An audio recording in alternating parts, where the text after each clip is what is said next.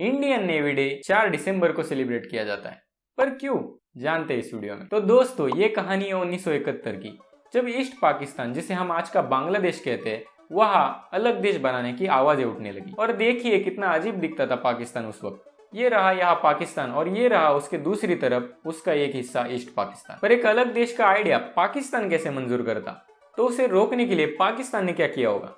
यानी guesses. Pakistani leadership ने भेजा जनरल टिक्का खान को, जिसने आते ही ईस्ट पाकिस्तान में लोगों को मारना स्टार्ट किया। बांग्लादेशी अथॉरिटीज कहती है कम से कम 30 लाख लोग मारे गए। 4 लाख से ज्यादा बांग्लादेशी महिलाओं पे रेप हुए। स्पेशली बांग्लादेश की माइनॉरिटी बंगाली हिंदू पॉपुलेशन पे बहुत अत्याचार किए गए। पाकिस्तानी आर्मी ने मानवता पूरी तरह से खत्म कर दी और इसी वजह से बहुत सारे बांग्लादेशी लोग भारत में शरण लेने लगे। और जब पाकिस्तानी आर्मी के कारनामे अपनी लिमिट क्रॉस करने लगे, तब उस वक्त की Indian prime minister Indira Gandhi ने पाकिस्तान के खिलाफ एक्शन लेना डिसाइड किया। और इसी के साथ साथ इंडिया ने जंग की तैयारी स्टार्ट की। अब पाकिस्तान को लगा इंडिया ने अपने ज्यादा रिसोर्सेज बांग्लादेश की ओर लगाए हैं, तो इंडिया वेस्ट साइड से वीक हो जाएगा। खैर, उसके बाद पाकिस्तान ने यहाँ एक मिस्टेक कर दी।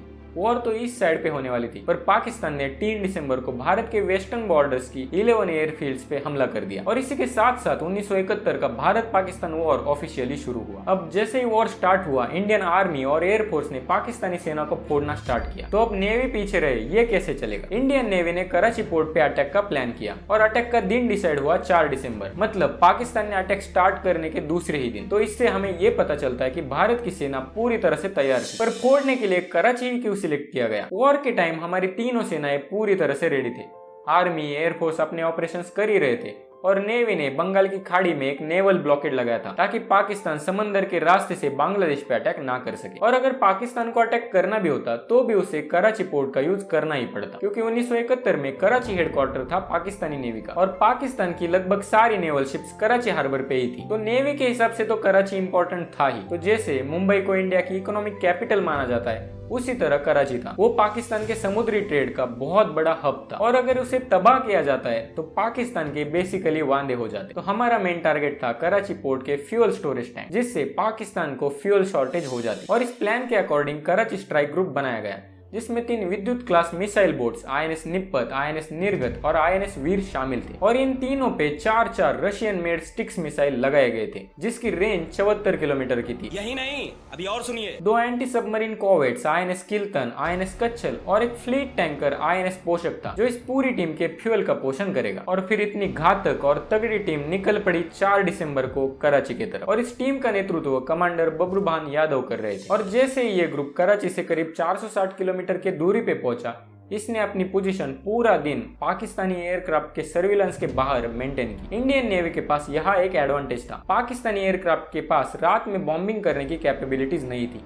तो ये तो पक्का था कि ये अटैक रात के अंधेरे में होगा। और फिर रात के 10:30 बजे इंडियन ग्रुप आगे बढ़ने लगा और इंडियन शिप्स ने उनसे करीब 130 किलोमीटर की दूरी पे वॉर शिप्स को आइडेंटिफाई किया। तो इसमें से एक था Pakistani naval ship PNS Khyber, जो पाकिस्तान का एक बैटल क्लास डिस्ट्रॉयर था। तो INS निर्गत ने आगे बढ़ते हुए खैबर पे अपना पहला स्टिक्स मिसाइल फायर किया। मिसाइल को आता हुआ देख के पाकिस्तानियों को लगा ये तो हवाई हमला हो गया, और जिसकी वजह से उन्होंने एंटी एयरक्राफ्ट सिस्टम को एक्टिवेट कर दिया। मिसाइल शिप के राइट साइड में हिट हुआ और शिप के बॉयलर रूम में एक बहुत बड़ा धमाका हुआ। और अब PNS खैबर ने इमरजेंसी सिग्नल भेजने की कोशिश की, पर गलती से हेडक्वार्टर्स को रॉन्ग कोऑर्डिनेट्स भेजे गए और जिसकी वजह से उनकी रेस्क्यू टीम को भी आने में देर हुई। और PNS खैबर अभी भी पानी में तैर रहा है, ये देख के INS निर्गत ने अपना सेकंड स्टिक्स मिसाइल फायर किया और इस मिसाइल ने सेकंड बॉयलर रूम को भी उड़ा दिया। और इसी धमाके के साथ साथ PNS खैबर 222 सेलर्स के साथ डूब गए। उसके बाद 11 बजे INS निप्पत ने टारगेट वेरीफाई करके 2 मिसाइल फायर किए। एक लगा कार्गो शिप वीनस को और दूसरा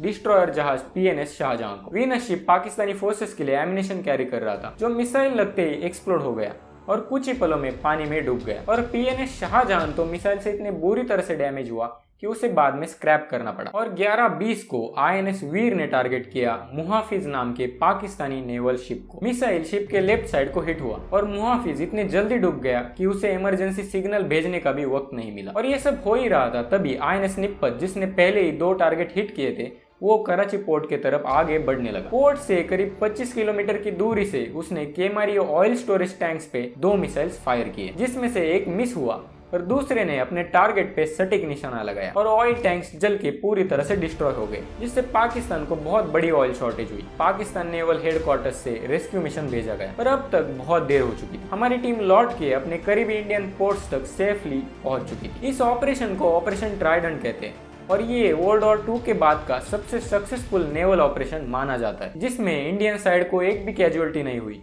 पर पाकिस्तान की कमर टूट गई। आगे से वो नेवी से पंगा नहीं लेंगे और इसी वजह से इस गौरवशाली दिन को यानी 4 दिसंबर को इंडियन नेवी डे सेलिब्रेट किया जाता है। इस पूरे ऑपरेशन की खास बात ये थी कि इंडियन शिप्स का क्रू रिसेंटली रशिया से ट्रेनिंग लेके आया था और उन्हें अच्छी रशियन आती थी, तो उन्होंने अपना पूरा कम्युनिकेशन रशियन में किया ताकि अगर दुश्मन सिग्नल इंटरसेप्ट भी करता है तो भी उसे कुछ पता ना चल सके। ऑपरेशन ट्राइडेंट एक इंपॉर्टेंट फैक्टर रहा जिसने इंडिया को वॉर जीतने में मदद की और इवेंचुअली बांग्लादेश को आजादी मिल गई। आई होप आपको इंडियन नेवी के गौरव की ये कहानी पसंद आई होगी, तो इस वीडियो को लाइक कीजिए और इस वीडियो को इतना शेयर कीजिए कि ये वीडियो पाकिस्तान तक पहुंच जाए और चैनल को सब्सक्राइब करना मत भूलना। मिलते हैं अगली वीडियो में, तब तक के लिए जय हिंद।